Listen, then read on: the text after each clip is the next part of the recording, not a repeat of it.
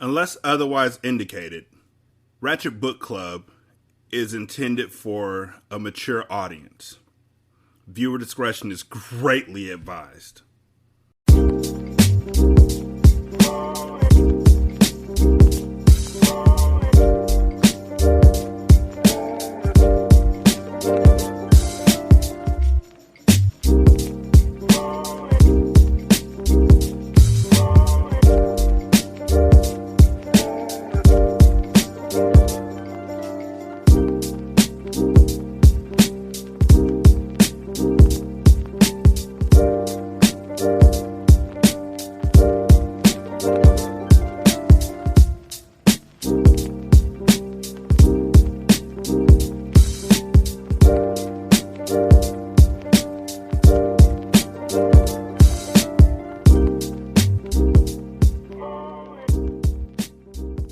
Welcome to Ratchet Book Club, where we read hood classics and good classics. I'm Derek.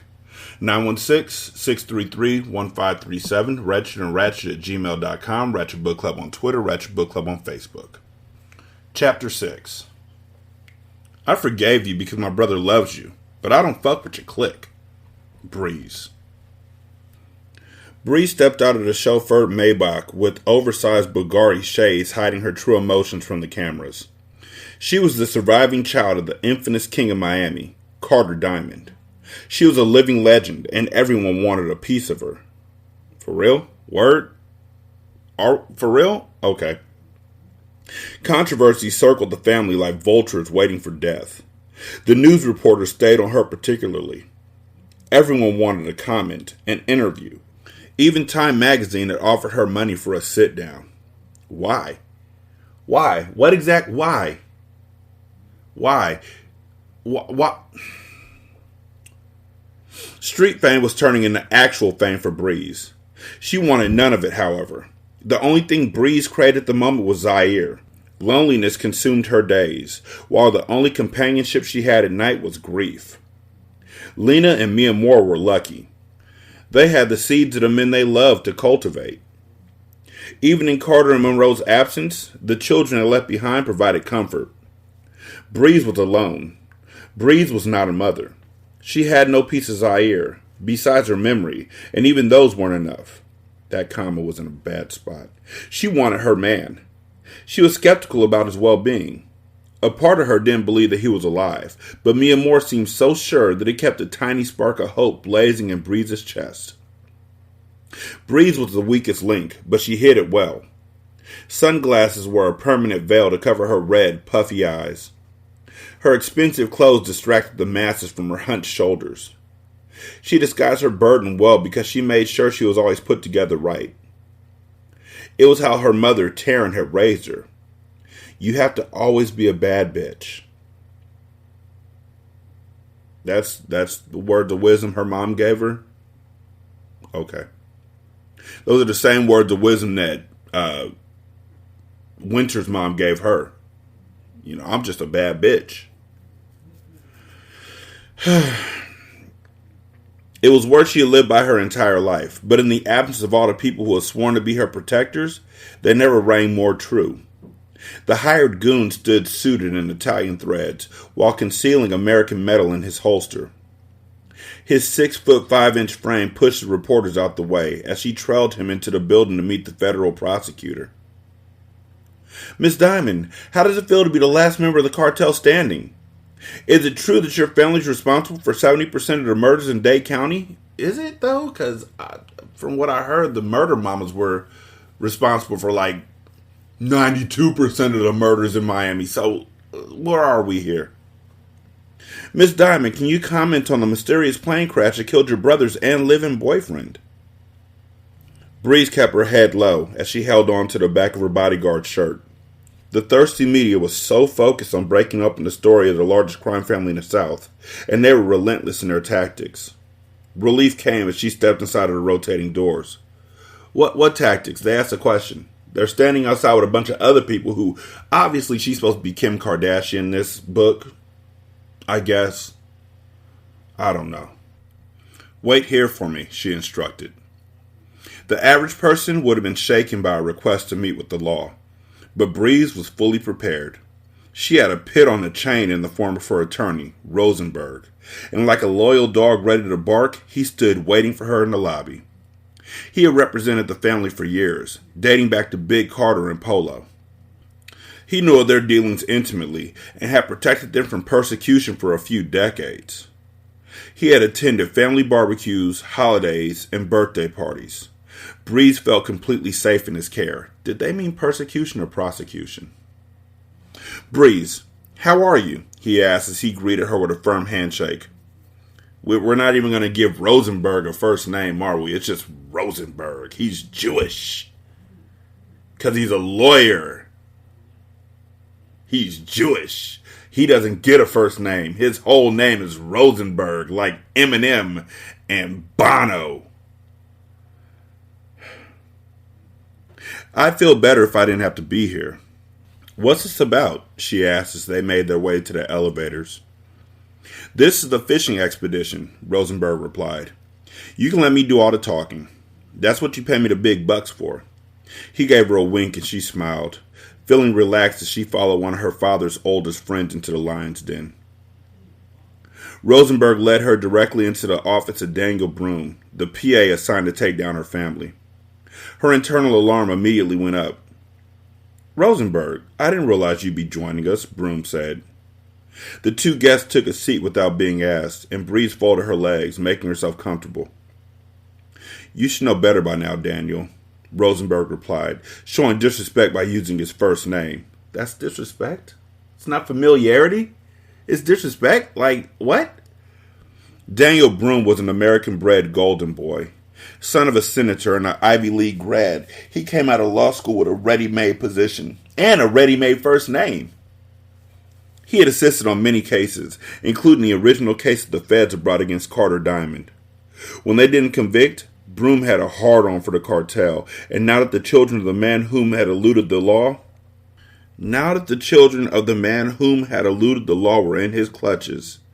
What? He was determined to bring justice. He was a young, ambitious lad. There's commas between young, ambitious, and lad. He was a young, ambitious lad. And then there's 3 dots. So the way this is going to read is, he was a young, ambitious lad. Too ambitious for Breeze's taste. "Why am I here?" Breeze asked. "Breeze, as you know, I've been following your family for quite some time. This case is strong, completely rock solid. Before the death of your brothers and your boyfriend, my focus is on convicting them. Their deaths don't mean that this case goes away. Someone still has to pay for the damage that's been done to the streets of Miami." You know what I've always wondered, especially after watching this last Ghostbusters movie, who pays for the damage that heroes do to the streets? Like when police officers and bad boys took out all of Miami with like rocket launchers and shit, who paid for that? Who pays for it when a car gets hit or you know, a home gets destroyed? Who pays for that? Seriously. The PA pulled out a manila folder and began to pull out still photographs. "Your family, your father, your brothers had destroyed this community," he said. He placed a picture of a young boy laid out in his own blood before her. Breeze didn't flinch. He then placed a picture of a young toddler who had been hit by a stray bullet. Again, Breeze was unmoved. There were casualties in war. Innocent people had lost their lives behind the melee of the cartel. Breeze felt badly for the people in the pictures, but she was raised up in a gang where death was an everyday factor. She had lost everything, and no one was sitting back mourning for her, feeling sorry for her. Breeze had experienced it all, and she was still here, standing tall. She gave no fucks about anybody who was outside the scope of the cartel family. If her brothers had executed anyone, they had deserved it. As many losses as the cartel had taken, she felt no qualms about the losses of others. Okay.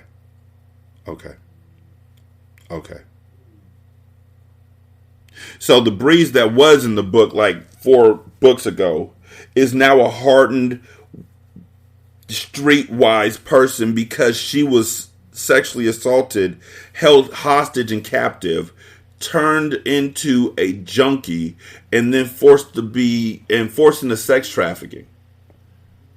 And somehow that made her hard, like fuck everybody but me and my family. Because she used to be the empathetic soul. So, okay.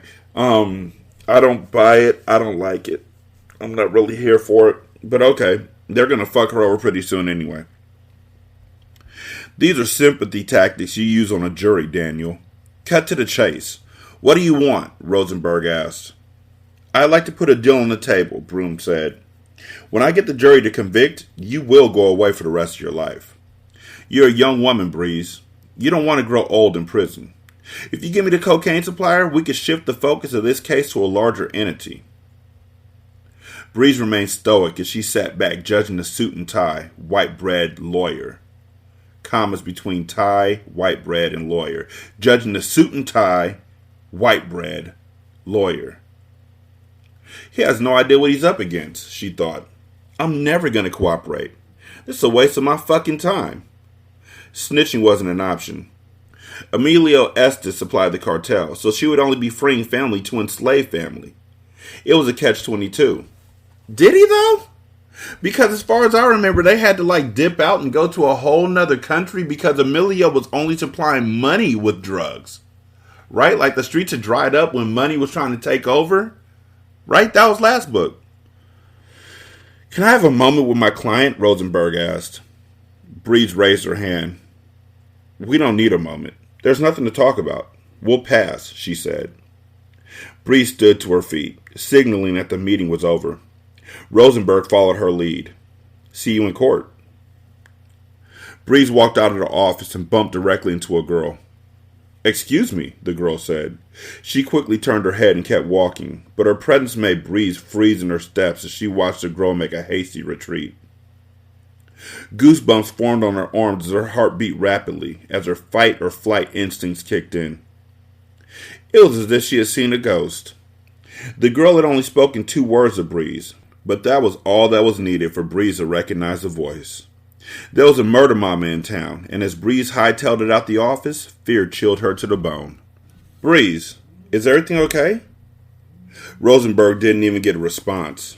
All he saw was Breeze's shaken facial expression as she disappeared behind the closing elevator doors. Mia Moore! Lena and Mia Moore stood to their feet in alarm as they heard Breeze's distressed voice break through the mansion. What's wrong? Lena asked as Breeze entered the kitchen where they had congregated for lunch with the children. Ask her, Breeze said as she pointed towards Mia Moore. Mia Moore frowned as she withdrew the bottle from baby Carter's mouth. Lower your voice, please, before you scare the kids, Mia Moore said with authority. Have a seat, pour yourself some wine, and calm down before you talk to me. Fuck the wine. I saw your friend today at Daniel Broom's office. She walked different and she talked different, but it was her. The bitch that helped kidnap me was in his office. I bumped right into her. My bitch, Mia Moore said with a smile. What? You knew she was here? Lena asked, distressed. Why is Lena distressed? Shit didn't happen to her. Let's pour some wine. Let me explain, Mia Moore said. But first, are you absolutely sure it was her? Bree shot Mia Moore a look that could kill. It was her, but why is she here? I went to visit Aries to see if she could help me get to the PA. She turned me down, but I guess she's had a change of heart, Mia Moore replied. Listen, Mia Moore, I forgave you because my brother loves you, but I don't fuck with your clique. I don't know them. They brought harm to the people I love. She's not welcome in Miami. If I have to, I'll put money on the problem to make it go away, Bree said threateningly. Had Breeze been any other person making any other threat, Mia Moore would have bodied her, but Breeze was her sister. She had to remedy things between Aries and Breeze in order for everything to work. I need you to trust me, Breeze. You're my family, and I love you as such. She's not here to bring any more harm to you. I promise you on my son's life that she's here to help, Mia Moore reasoned. I don't care what she's here for. I don't rock with Aries, Breeze said, and I don't deal with people who deal with my enemies. Breeze stormed out of Mia Moore's home livid as hot tears burned at her eyes. Breeze? Lena called. Mia Moore sighed. Go after her. Make sure she's okay. Little Money can stay here with us. You have to meet the accountant tonight anyway. You can pick him up in the morning. Lena kissed Mia Moore on the cheek. I hope you're right about your friend being in town to help. We don't need any more betrayal amongst us. Mia Moore watched as Lena departed. She immediately picked up her phone and dialed Aries' number. Her presence could only help bring Carter back home. That's if Breeze didn't put her newfound power into play first. How'd Breeze get power? Like, where did this come from? Where are y'all blessing her with this power from now? Like, this is convenient. This is a thing. Candles flickered, and the scent of sea salt filled the humid air as Lena walked into the five-star restaurant. White cloth tables and couples in love filled the space as Lena made her way to the table where Odom was seated. She was conservatively dressed in a flawless vintage Chanel pantsuit. She didn't want to give the wrong impression, but her beauty made it hard to hide her appeal. Her curves were sharp, and as she walked, she turned the heads of everyone around her. She came up behind Odom and said, I have to say, I don't appreciate the change of venue. I was expecting a more appropriate environment. She shifted uncomfortably, visibly displeased. Odom stood and placed his hand on her back as he guided her to her chair. He pulled it out for her before reclaiming his own spot. I'm a fan of the steak, Odom dismissed. Lena smirked. We're here to talk about business. Let's be clear. Relax, Miss Devereaux. Lena, I understand your position. That doesn't make me any less intrigued by you. I must be honest. You seem more like a woman who prefers legitimate money. Money is money, she responded. I guarantee you, Lena, it isn't. No cop, no district attorney, no enemy can come and take my money away, Odom said. My wife will be secure forever. His words evoked something within her because she completely understood what he was saying. Just because it was truth didn't take the sting out of the words. An accountant's money can't afford me, she replied, slightly offended. Odom smirked as the waiter walked up with a tray full of food. I took the liberty of ordering. You don't even know what I like, Lena said. That's why I got a little bit of everything. It's good to try something new every once in a while, Miss Devereaux. You never know. You just might like it, Odom answered suavely. She cut her eyes at him, but the scent of the five-star cuisine invaded her senses as the waiter set the meal out in front of them. If this had been a date, she would have surely been intrigued by Odom. He was an eligible bachelor, charming, handsome, and well off, but he was too slow for Lena. The white-collar job was too safe to ever make her panties wet.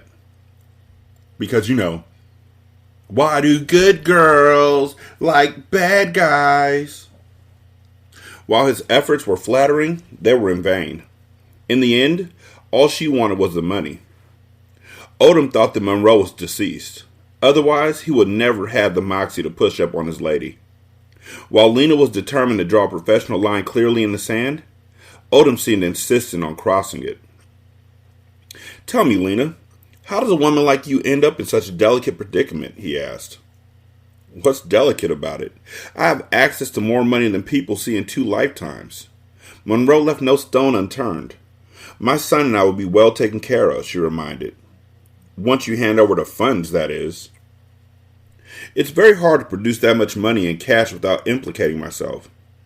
It'll be much easier if I could arrange a trust for the 3 of you and your children, Odom said seriously.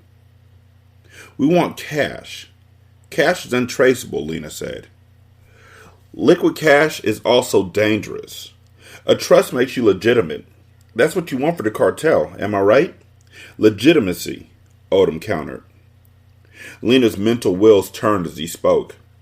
She was savvy when it came to business, and she knew that he was right. If he set up the trust correctly, he could make it appear as though it was earned from legal sources. Cash would be risky. Every purchase would be scrutinized, and they would be able to secure no lines of credit.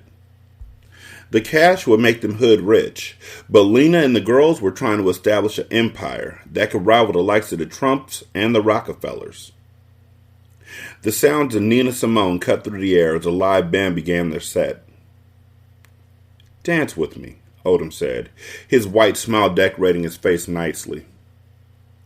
Lena cleared her throat and reached for her wine glass. She took a sip, extending her long neck upward as she took her time responding. Her red lipstick left a kiss of seduction on the glass. That would be inappropriate, she answered. Maybe, but it would also be fun. Odom stood to his feet and extended his hand to her. Lena smiled. She would have to watch this man. He was too smooth for his own good. But you just said that he's not your type. You just said that he's too slow. And so here's what's going to happen. Lena's going to fall in a passionate affair with this dude, knowing that money could still be alive. And then when he comes back, shit's going to hit the fan. Because money and love and her being unable to control herself. You going to leave me hanging. Don't make me tuck my tail in embarrassment. One dance, he said. Lena rolled her eyes and gave him her hand while simultaneously throwing her napkin on the table. One dance, she shot. She stood and he escorted her onto the floor with the other patrons, who were gently swaying to the music. Odom pulled her close, but still left space between them so that she was comfortable. When is the last time you had fun? Lena's mind went down memory lane, but she knew that it had been so long ago that she couldn't recall exactly. Every day of your life should be fun, Lena. Carefree, comfortable, he said. He lifted his hand and spun her, then pulled her back close. Maybe in another lifetime, she said. I'm sure you're a very good man. In fact, you seem like the perfect man for a different kind of woman. I'm flawed. My life isn't black and white. I've been living in the grave for so long that I can never go back. A square life doesn't suit me. Lena let go of his hand as the music faded. Now, if you don't mind, let's talk more about this trust. The water parted like the Red Sea as Monroe's hands moved rhythmically as he swam with aggression. 50 laps would become light work for him. The early morning sun was just rising. He could feel it warming his muscular back. He came up on the edge of the pool, panting as he finished his AM workout. He admired the orange rays of morning light as they slowly seduced the slumbering earth into awakening. He eased his body out of the water and stood in tight swim shorts, the V-cuts of his lower abdomen toned and defined. Monroe was built like a Greek god. He was completely conscious of what he put into his temple. After surviving a near-death experience, he wanted to take care of himself and live as many years as he could. He was still playing catch-up for the 5 years he had lay in a coma. Feeling his pulse racing as he pushed his body to the limit made him feel alive. He did any activity that made his heart pump blood to his organs. Yoga, swimming, basketball, golf, weights, it didn't matter. Movement made him feel most alive. He grabbed the towel from the Saudi Arabian woman who waited poolside. Draped in beautiful fabric, she was his personal assistant. The Saudis had been very accommodating to them, and he felt completely comfortable in a faraway land. Carter had instructed them to put home in the back of their minds, but being the control freak that he was, he always kept an eye on Miami, even from Saudi Arabia. Monroe walked over to the poolside spread to lay out for him. Breakfast and a USA Today were neatly placed out for him. It was a routine that he had done since leaving the States. It was his way of staying abreast in a world that was now so foreign. "Shall I set a place out for Mr. Jones?" his lovely assistant asked, causing Monroe to raise his head. He saw Carter emerging from the immaculate resort and headed towards him. He wore a casual confidence on his face, and a controlled arrogance led the cadence of his footsteps as he approached. For the first time in years, Carter wasn't strapped. He was completely carefree in Saudi. No one posed a threat. They were amongst allies and it felt good. The only thing that was missing was his mi amor. And his son, but whatever. In her absence, one thing was very certain. The lady still swooned over him.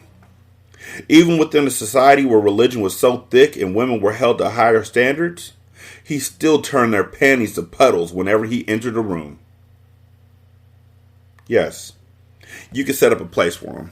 "Thank you," Monroe replied. "It's kind of early for you, huh, bro?" he greeted. "I know you ain't trying to join me with the morning routine. From the looks of things, Saudi is treating you good. Nigga getting a gut and all." Carter chuckled. "I don't do that sweating shit, bro. I'll leave that for you. I'm feasting like a king. This that money gut, playboy, he cracked jokingly. Carter sat across from Monroe and graciously accepted the coffee that Monroe's servant poured for him. Is there anything else you need, Mr. Jones? I would love to oblige any request, the girl cooed as she batted her eyes. Monroe smiled as Carter shooed the girl away, requesting privacy. Get your own desert girl. That's all me, Monroe said. Ladies recognize real muscle. That gym shit ain't working, bro, Carter teased. The men shared a friendly laugh, but Monroe could see that there was something Carter had come to get off his chest. I know you went up at the crack of dawn to banter. What's up, fam? Speak your piece, Monroe invited.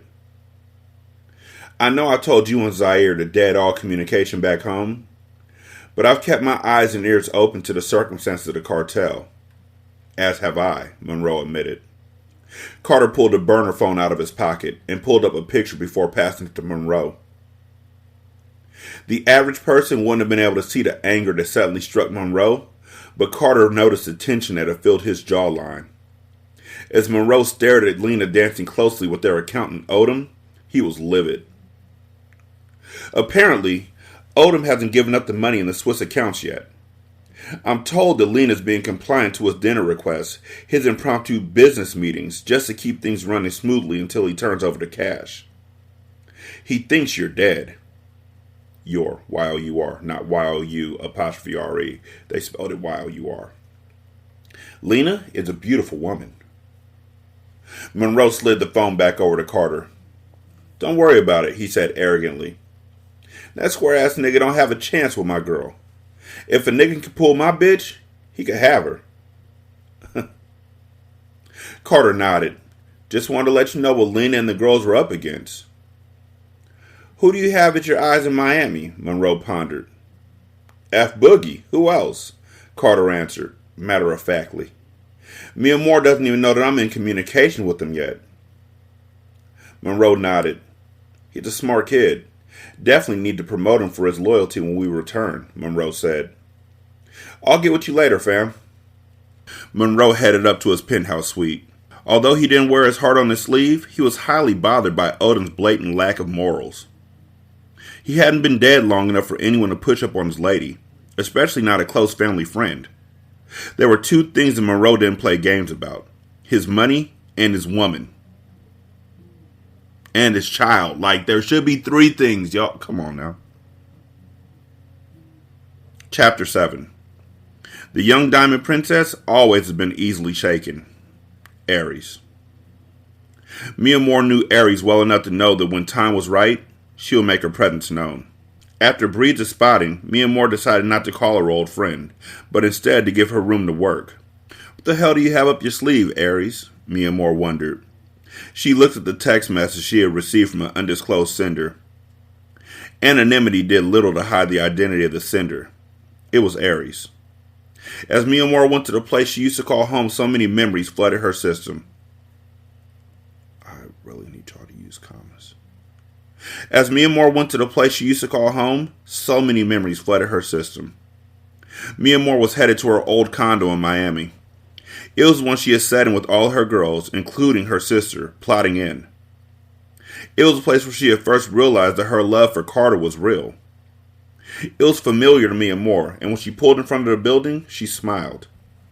It was nothing like the castle she lived in now, but at one time in her life, it had been home. She left her car on the street and fed the meter before heading up. She was cautious because she feared being under the federal scope. She drove around in circles for at least an hour before heading to her true destination. She took the steps, an old habit from her hit woman days. She never liked closed-off spaces. Elevators left her vulnerable. She would rather go up and down a million stairs than be a sitting duck in a confined space. Her calves burned until she conquered the 15 flights that led to her old doorstep. A light sweat had formed under her clothes, and she gave herself a moment to still her racing heart. It's a lot of steps, right? Aries' voice echoed in the stairwell, causing Mia Moore to spin around. Aries was one flight above her. She was the only other person in the world who had opted for the hard route. They were one and the same. Bitch, I should have known, Mia Moore said. Now you mind filling me in on how you weaseled your way inside the PA's office? You nearly sent Breeze on a tirade after she bumped into your ass. Thanks for the heads up. The young diamond princess always has been easily shaken, Ares recalled. Let's go inside. I'll explain everything. I think I have something that can help you. Mia Moore watched as Ares unlocked the door and walked inside. The apartment was white walls and white carpet, bare with the exception of a blow-up mattress that filled the space. What made you decide to help me? Mia Moore asked. Ares placed her hands on her wide hips and shrugged. I knew your crazy ass would have tried to do it yourself if I didn't help. Through it all, Mia Moore, you are my sister. We're the only ones left. Where's your son? Mia Moore asked. Somewhere safe, Ares said shortly. I'm not here to stay. I'll never move him to the place where I've done so much dirt. Once the job is finished, I'm going back into the shadows. Understood, Mia Moore replied. How'd you get a job at the prosecuting attorney's office? Ares reached into her skin-tight jean pockets. They hugged her thighs so snugly that her hand barely fit into the pockets. She pulled an ID badge out and handed it to Mia Moore. Shit, I don't work for the prosecuting attorney. I snagged an ID badge, clipped it to my shirt, and walked in the building like it was home. There's so many interns running around there fetching coffee and making copies, and nobody even batted an eye. They just think I'm another face to do their odd jobs and make lunch runs. You're a bold bitch, Ares. I'll give you that. If one fingerprint is traced, it won't be. I'm careful, she asserted. Ares pulled out her phone and opened her email. I've been around the office for a few weeks now, and at first I couldn't find anything. The fact that Broom was so squeaky clean is what made me determined to keep digging. Nobody has no dirt. There's always something. A cheating spouse, a kid, or a parent on dope. Your homeboy Broom was pulling up too clean. So how does this help me? Mia Moore asked, impatient. I started clocking his movement, his emails, his calendar, and on Thursdays at 4 p.m., there's a firm meeting that he leaves the office to attend. I logged into the system with his ID, but I couldn't get an idea of who he was meeting, so I followed him, she said.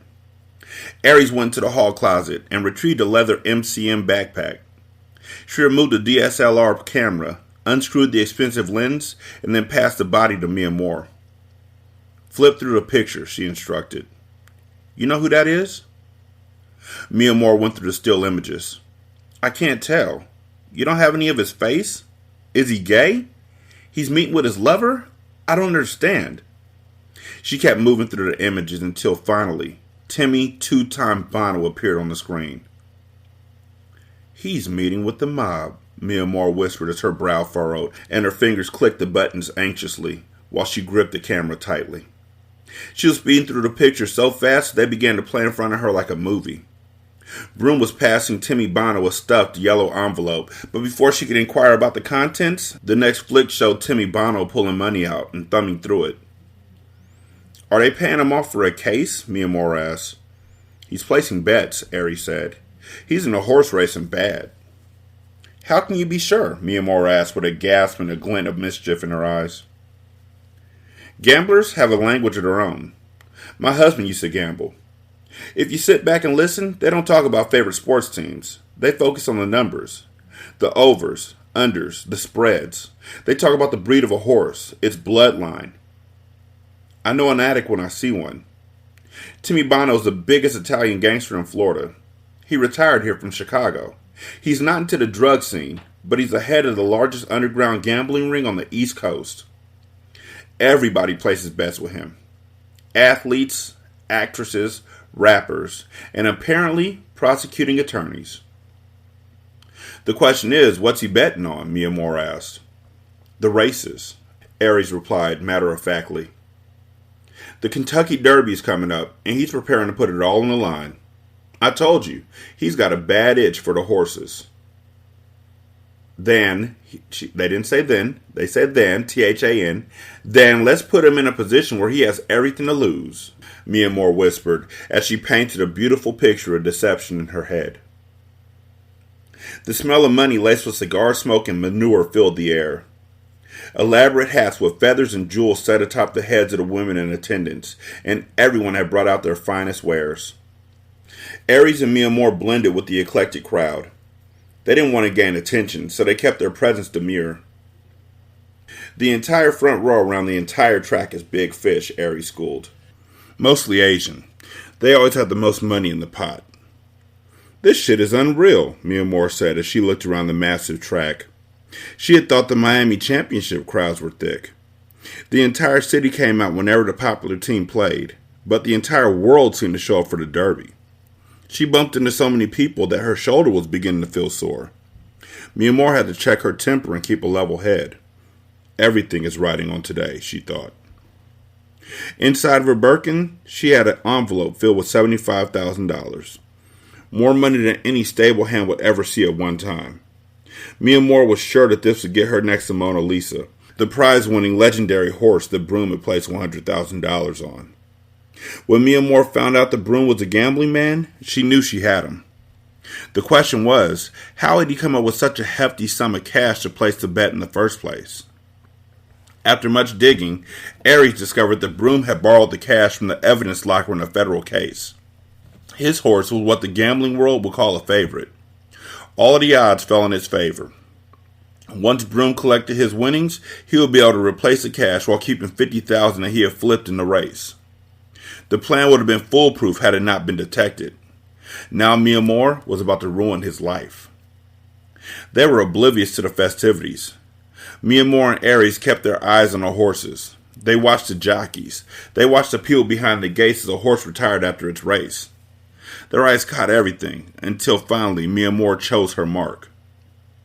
Her, she said with certainty. How do you know? Aries asked.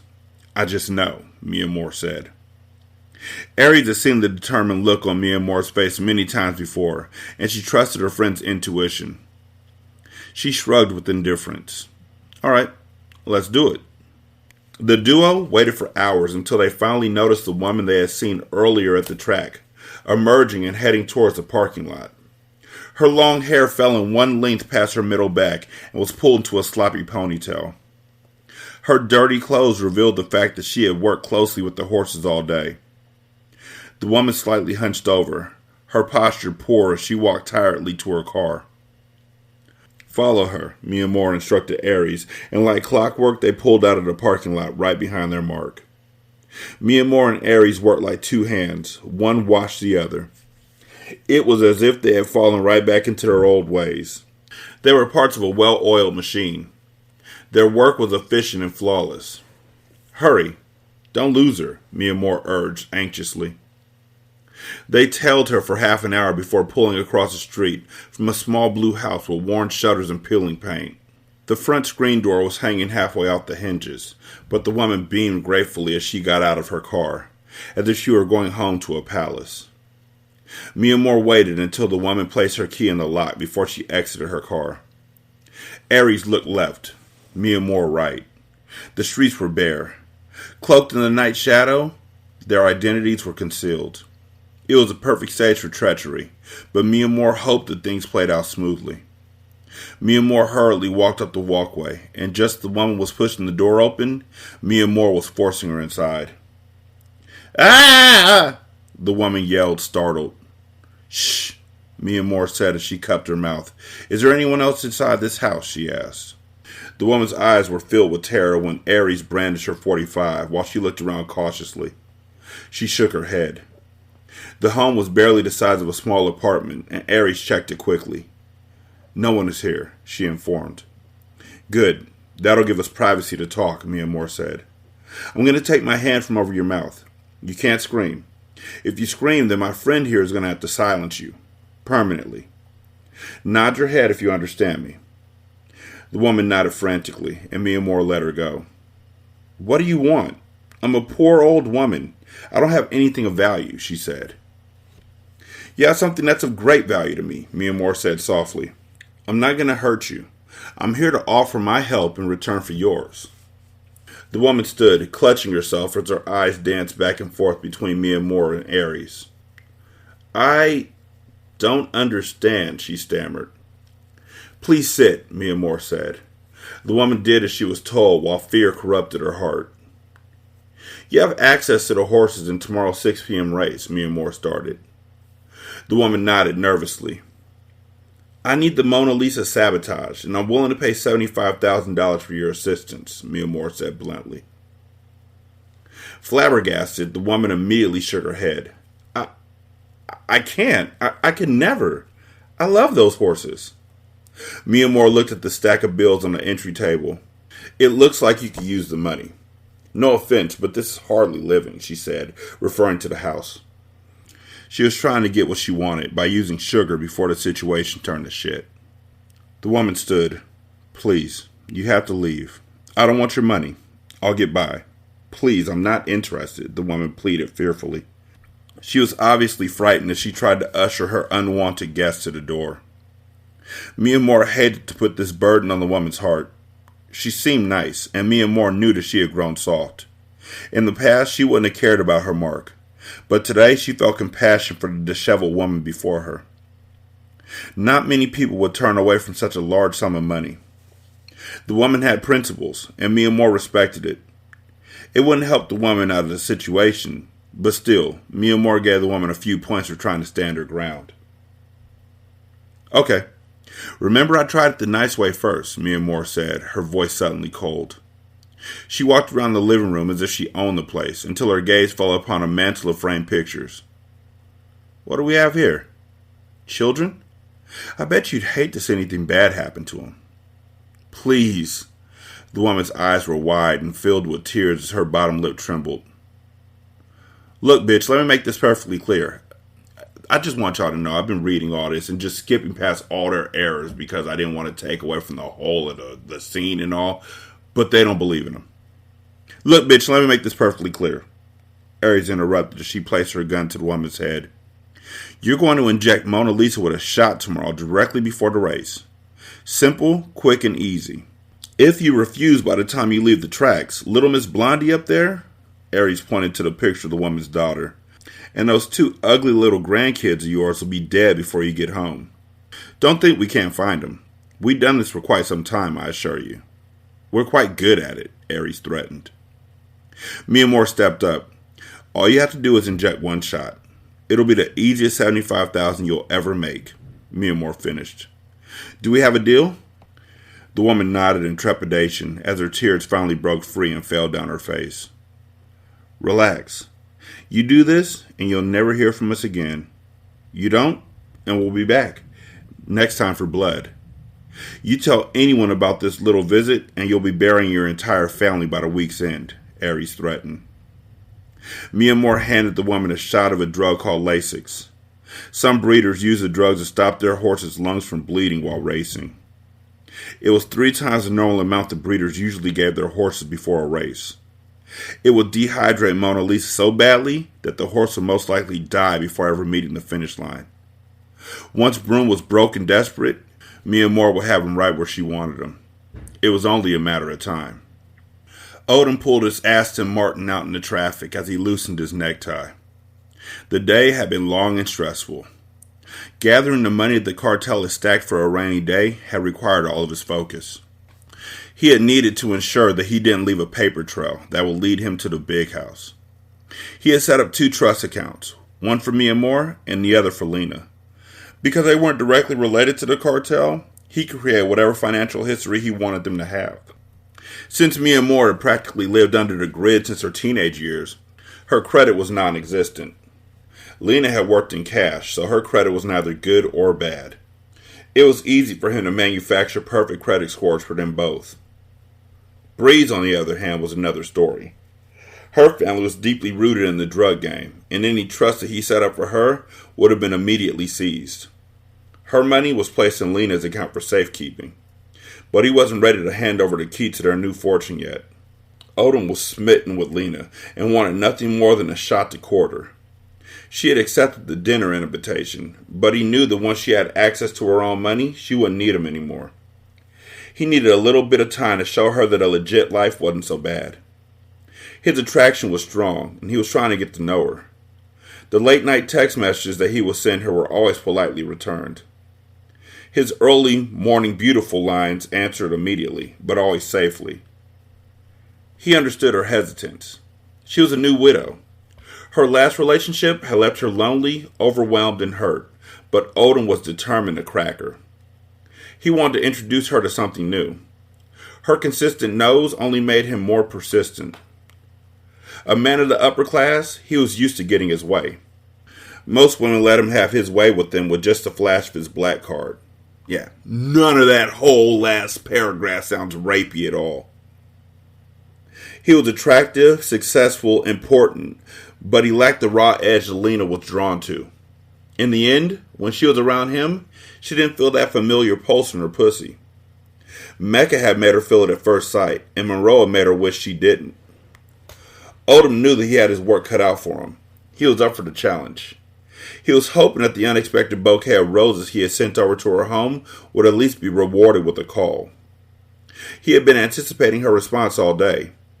He picked up his phone and saw that he had no missed calls. Fuck it, he whispered to himself as he took matters into his own hands. There's nothing wrong with going after what I want, he coached himself. The phone rang twice before the husky melody of her voice filled his ear. Hello? She answered. Just the sound of that voice brings so much joy to what has otherwise been a shitty day, he said. Oh, really? Lena replied. He smiled because he could hear the laughter in her voice. It couldn't have been that bad. You had the time you're scheduled to send flowers to my door. Odom chuckled and replied, You're quite a distraction, Miss Devereaux. You don't seem quite like the roses type of girl, but they are beautiful all the same. I thought I'd play it safe. They aren't my favorite flowers, she admitted, but the arrangement was beautiful. Thank you. When can we expect to have our affairs in order? We can arrange an affair anytime you're ready, he joked. Odom, you're a really nice man, but I'm... Easy, Lena. Don't stick me with the fork yet. I'm not done. It was only a joke. I hate that phrase, it was only a joke. When you gotta say it was only a joke, that means you know it wasn't a joke and people took it as it wasn't a joke, and you gotta say it was only a joke in order for them to not flash on you. What you're doing is wildly stepping outside the boundaries of a business relationship, and you know it. And you know what she's looking for, and you just don't care. I understand your situation. I just want it to be known that I plan to wait. As long as it takes for you to get over your loss. Your loss. Her man just died as far as you know. As long as it takes for you to get over your loss. I'm very interested in making you mine. Her sigh was heavy on the other end of the line. Maybe I can take you to lunch. We can discuss the trust. All of the money's in 2 accounts. I can explain everything to you tomorrow. Maybe, just maybe, you'll tell me your favorite flower. That way, next time, I know what to send. You pick the place this time, and I promise I'll stick to your plans. I'll think about having lunch with you, she said, after a long pause. After we close out our business. I'll meet you at your office at noon. I'm looking forward to it, Odom said flirtatiously. Good night, Odom, Lena finished. Odom could hear the sweetness in her tone, and he ended the call with a half smile, feeling hopeful. Hope quickly faded into alarm when he saw the hooded figure rise out of his back seat. You don't check your car when you get in, like you don't look over your shoulder when you back out of a space. Like, how exactly did you not notice a nigga in your back seat? Like, do you have an alarm on your car? I mean, even if it's like 2015, your car should still be protected by Viper or something like that. So how the fuck did he get in your car? You just talking reckless, just flirting with people's widows, right? You don't look to see if somebody's in your car? Okay. I don't know what the fuck you smiling for, playboy. That little lunch date ain't happening, Fly Boogie retorted as he pressed cold steel against the back of Odom's neck. You was putting all your game down, too.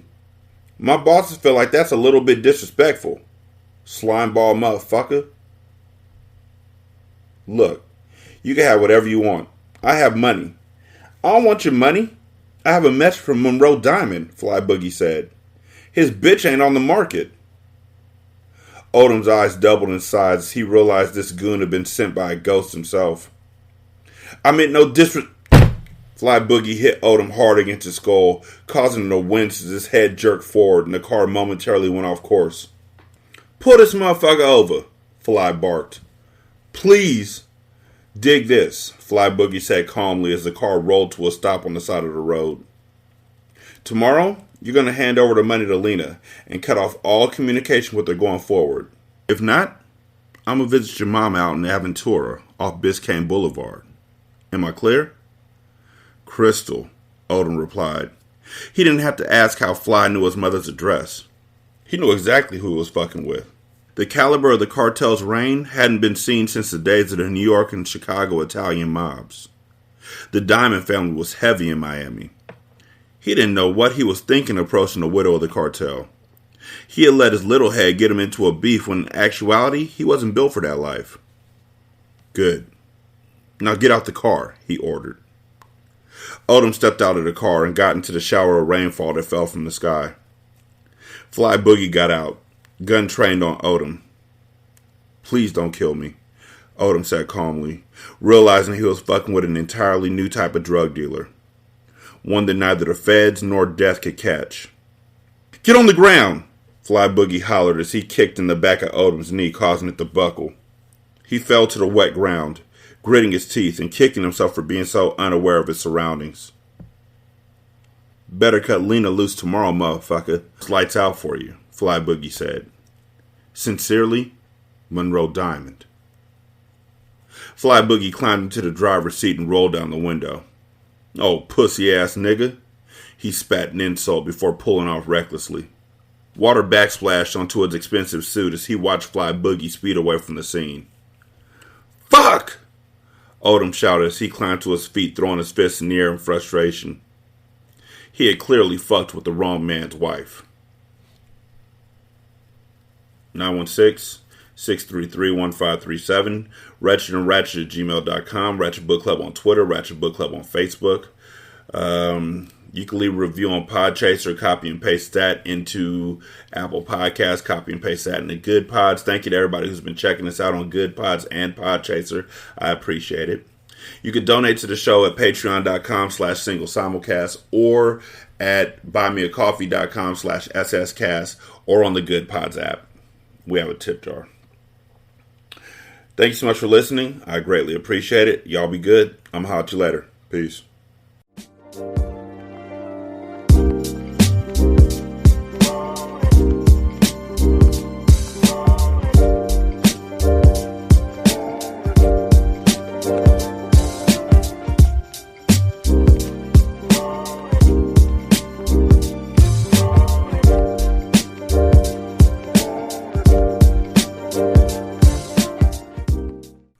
The intro and outro to Ratchet Book Club is by That Kid Garan, and it's called Goodbyes.